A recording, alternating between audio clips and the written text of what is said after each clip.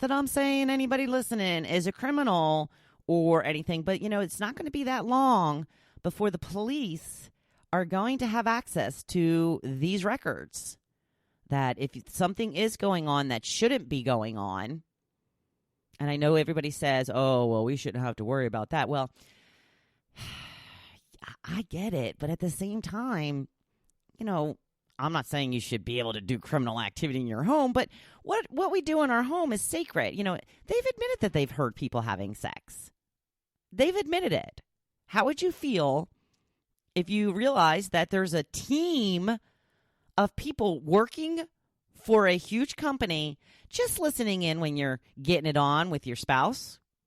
Are you really loud? Because they know. They know how loud you are. They know what you sound like.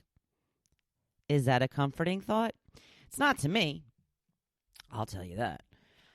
I have been tempted to get one of these devices because I've been, in houses with people that have them, and they do seem very convenient. But this is just, I don't know. I don't want people listening to me. I don't like it. I don't want people watching and listening to me. Just be aware of it. You might want to take it down a notch when you're having sex in your own house, right? I'm saying that sarcastically because you shouldn't have to do that. So I'm going to move on to the topic for today, which is over half of the dog owners say they kiss their pets more than their partners. So I wanted to know from you, why do you think we are more affectionate with our pups than we are with our spouses? Now, my answer to this is my dog is always way happier to see me than my husband is. And that's not even necessarily true. My husband could be ecstatic to see me, but he's not jumping up and down, jumping on my leg, trying to give me kisses. He gives me a kiss, comes in, gives me a kiss. Hey, babe, how are you? How's your day? That kind of thing. She goes hog wild for me. Gosh, I love that. It's so awesome. Now, Joe got home from work a little early yesterday, so we decided to go grab something to eat.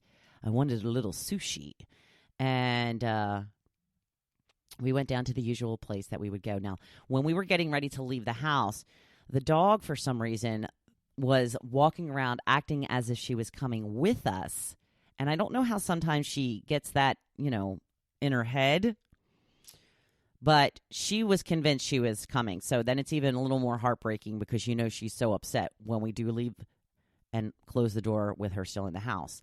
So I had said to Joe on our way back, I said, I bet Tucker's mad at us. He goes, I'm sure she'll be over it by the time we get home. And you know what? He's right. She was very happy to see us. It kind of goes back to the old joke. Lock your dog in the car or your wife in the car and see who's happy to see you when you come back. Or in the trunk. Well, lock them in the trunk. And then when you come back, see who's happy to see you. Yeah, the dog's going to be happy to see you. Even though you lock them in a trunk, they're still going to be happy because they're finally out of a trunk. Your wife, however, she's going to have an issue.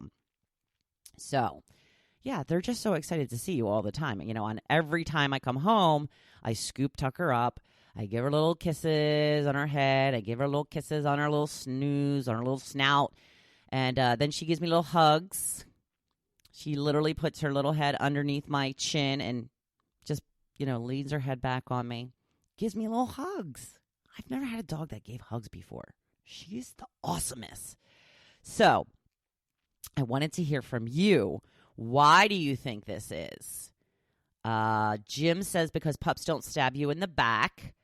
But somebody responded, yes, but they bite. Very true. Michelle says our pets are nicer to us than anyone else. True.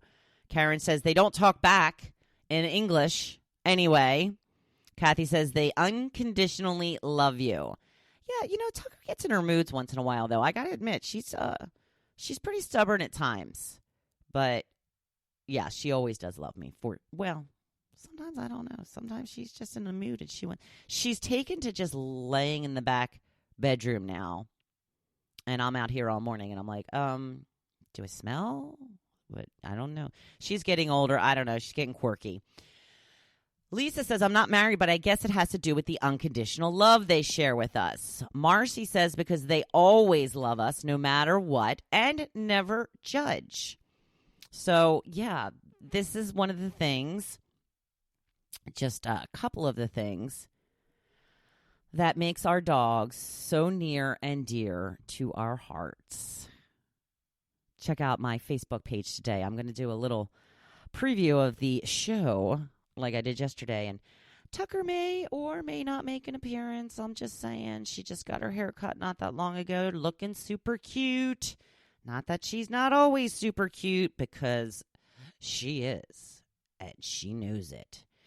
So on to my blog post. Today, I'm continuing with my talk of fitness, and today's topic is get moving, get moving.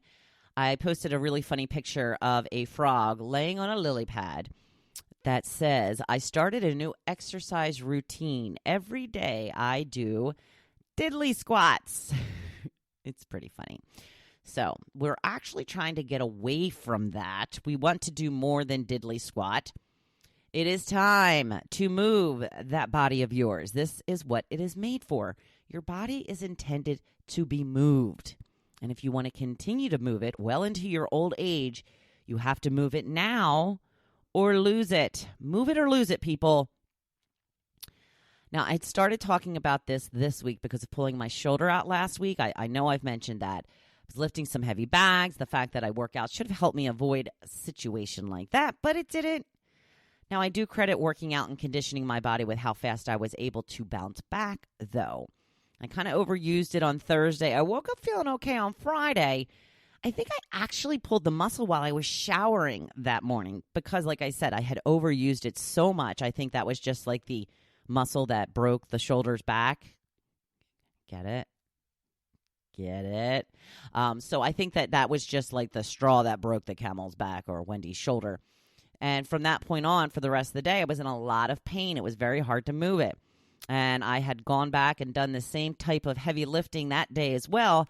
Got through the day. I came home. I put ice on and off of it for the rest of the day. And by the time I woke up on Saturday morning, it really was feeling much better. But here's the thing, you really don't realize how much you use your shoulder every time, until every time you move it, it's actually painful. Now, things like this are going to happen from time to time. It's not that big of a deal, but like I said, I think the fact that I already work out gave me a step up in my fast recovery time. My body is much stronger than it was in just the beginning of this year. I am a chronic on and off worker outer.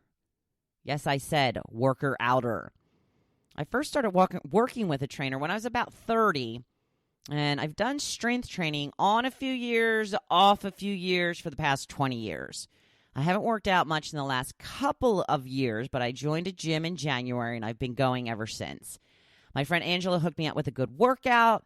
I've been back to rebuilding my muscles. Angela is a trainer. She is awesome. I love her. If you would like me to get you in touch with Angela, she's in the Manahawkin area, and she would love to help you out.